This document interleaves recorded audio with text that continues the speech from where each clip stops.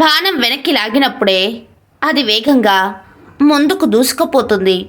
నీ జీవితం కూడా నిన్ను వెనక్కి లాగుతుంది అంటే అంతకంటే గొప్ప వేగంతో నువ్వు విజయ తీరాలకు వెళ్ళబోతున్నావని అర్థం మిత్రమా. ధైర్యం అంటే భయం లేకపోవడం కాదు, ఆ భయానికి మిమ్మల్ని ఆపే అవకాశం ఇవ్వకపోవడం. ఆడంబరాలపై కాదు, భవిష్యత్తుపై దృష్టి పెట్టండి. ఎందుకంటే ఎవరూ మీ అప్పులు చూడరు, మీ విజయాన్ని మాత్రమే చూస్తారు. నీ ఆలోచనల్ని, నీ మాటల్ని నీకు విలువనిచ్చే వాళ్ళతో పంచుకో. నీకు విలువలేని చోట పంచుకుంటే నీ ఆలోచనలకి, మాటలకి గుర్తింపు లేకపోగా నీ మానసిక స్థాయిని దెబ్బతీస్తాయి. నాకు తెలిసిన జీవితంలో నటన మాత్రమే కనిపించింది. ఎవరి అవసరాలు వారివి, ఎవరి స్వార్థాలు వారివి. అవి తీర్చడానికి ఒక మనిషి ఉండాలి, అంతేకాని ఆ మనిషికి విలువ ఇవ్వరు. నటించే మనుషుల మధ్య ఆటబొమ్మగా ఉండిపోవడం కన్నా ఒంటరిగా మిగలడం ఎంతో ఉత్తమం. నువ్వు పెడితే తినేవాళ్ళు అందరూ, నీకు లేకుంటే తినమనే వాళ్ళు ఎవ్వరు.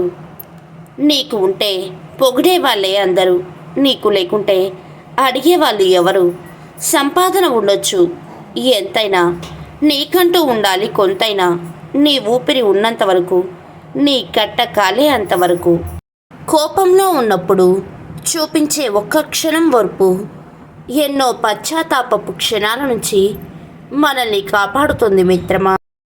ఆకాశం నుండి పడే ప్రతి వర్షపు చుక్క సముద్రంలో పడితే తన ఉనికిని కోల్పోతుంది. కానీ ముత్యపు చిప్పలో పడితే అది ఒక విలువైన ముత్యంగా మారుతుంది.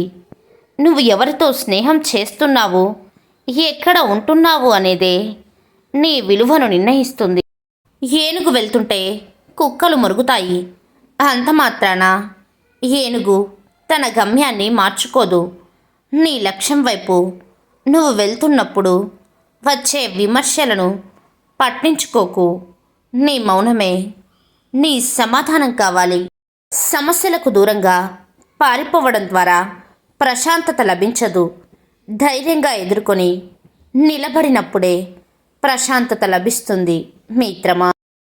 ఎంత అందం ఉండి ఏం లాభం మంచి మనసు లేనప్పుడు, ఎంత డబ్బు ఉండి ఏం లాభం మంచి బుద్ధి లేనప్పుడు, ఎంత చదువు ఉండి ఏం లాభం మంచి సంస్కారం లేనప్పుడు, ఎంత పదవి ఉండి ఏం లాభం మంచివారు అని పేరు తెచ్చుకోనప్పుడు, ఎంత ఆస్తి ఉండి ఏం లాభం నలుగురు నా అనేవాళ్ళు లేనప్పుడు.